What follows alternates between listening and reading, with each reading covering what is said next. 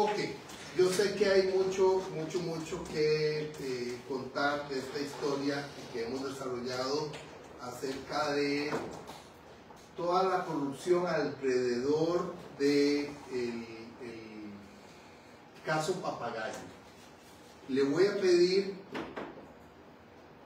licenciado Paniagua Mendoza, que me cuente a partir de la situación que hemos estado hablando de una finca que le quitaron a su familia en los años 70, lo que pasó después, en qué situación están, porque usted está como abogado dedicado exclusivamente a buscar que esta propiedad 50 años después vuelva a su familia porque nunca le fue expropiada. Y es un caso enorme, me parece que de los más grandes de la historia judicial del país. Así es, don Camilo, no existe ninguna demanda reivindicatoria o por daños y perjuicios superiores al caso Papagayo.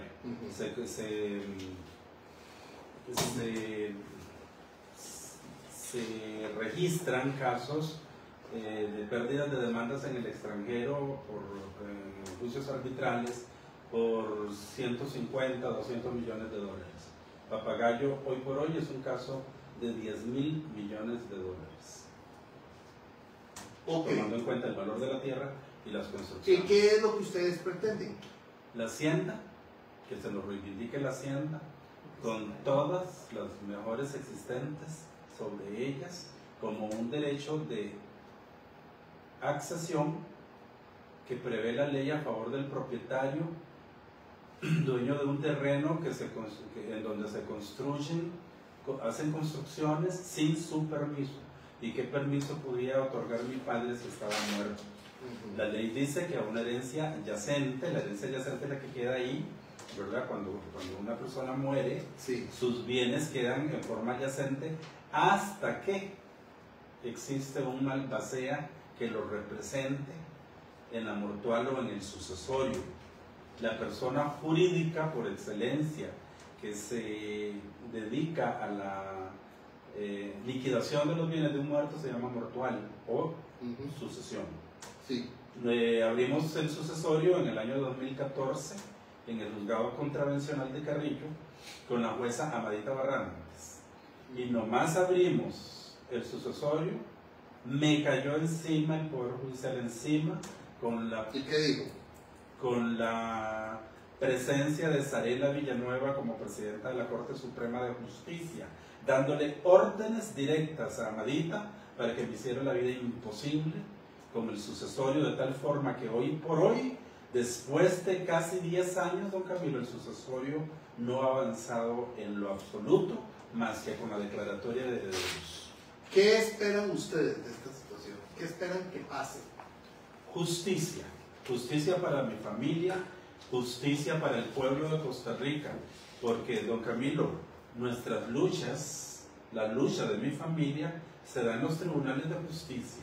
Si yo he llevado este caso a la parte pública y le he dado publicidad en redes sociales, es básicamente como una herencia, como una consecuencia, como un efecto colateral del daño sufrido por mi familia. Al pueblo de Costa Rica se le trasladó el desarrollo con fondos públicos de esa hacienda robada para regalársela, para dársela en concesión regalada por $1 a Rodolfo Jiménez Borbón, el dueño de la cervecería Costa Rica y de la Nación, y el hombre más rico de Costa Rica. ¿Y quién se lo regaló? El ICT, el Instituto Costarricense de Turismo. ¿Y por qué el ICT en el gobierno? Ok, muy bien. Vamos a irnos un poquito hacia atrás con la desposesión de Rodrigo Carazo. Rodrigo Carazo muere mi papá el 9 de abril del año 1978. A los 39 años. A los 39 años de un cáncer en el cerebro. Sí. La viuda queda sola, viene Rodrigo Carazo, toma posesión en mayo y el 25 de julio ya le estaba exponiendo en Santa Cruz de Guanacaste al pueblo de Costa Rica un proyecto que se llama Polo Turístico Papagayo. Pero y que fue presentado el señor Rodrigo Carazo Odio. Él. Sí, el proyecto es de él y llevado a la Asamblea Legislativa, en donde se forma la ley 6370, que viene a tratar de legalizar la ocupación, usurpación, desposesión ilegítima creada desde el gobierno de Daniel Oduber y continuada en el gobierno de Rodrigo Carazo, indicándose que se declaran de interés público a efectos de expropiación o compra directa los terrenos que se usarían para establecer allí el proyecto polo turístico Papagayo, financiado ya por una ley especial por el Banco Centroamericano de Integración Económica. De tal forma, se crea la ley 6370 de agosto de 1979, Sí. que prevé y que declara de utilidad pública los territorios desde Playa Cabuyal hasta Punta Cacique, que es el límite entre Playas del Coco y Playa Hermosa.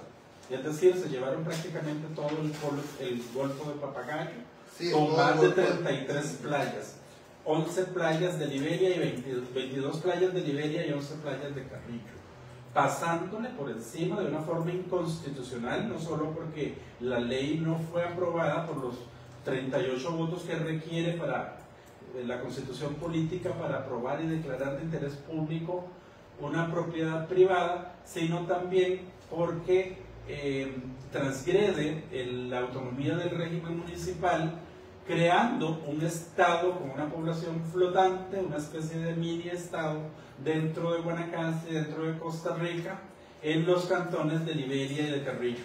Ok, don Jorge, usted que tiene esa tez de Chorotega, ¿qué piensa de todo esto? Usted como guanacasteco y como hijo de quien era el dueño de esa tierra y que lo vivió siendo niño. Sí, señor, y el dolor que más me duele a mí es que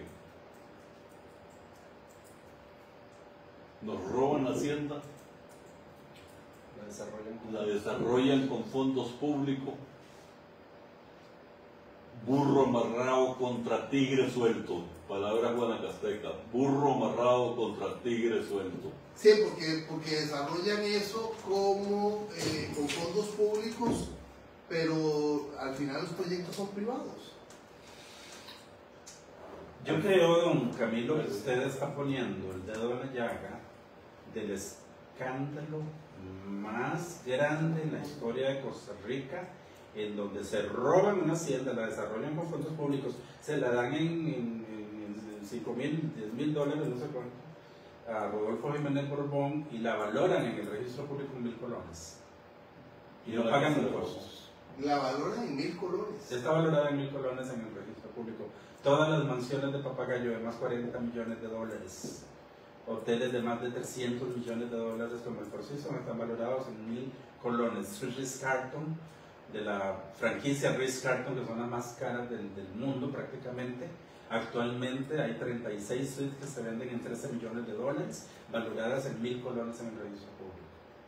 Crearon un registro paralelo al registro nacional que se llama Registro Nacional de Concesiones, en donde se inscriben todo tipo de fechorías, porque eso no son contratos, don Camilo, eso es una estafa al pueblo de Costa Rica. Bien, vamos a seguir con este tema en una próxima entrevista. Muchas gracias. Muchas gracias, doña Alba. Gracias a los hermanos Paniagua Mendoza por la entrevista. Gracias a Lourdes. Gracias a Sharon y a Carlos Luis.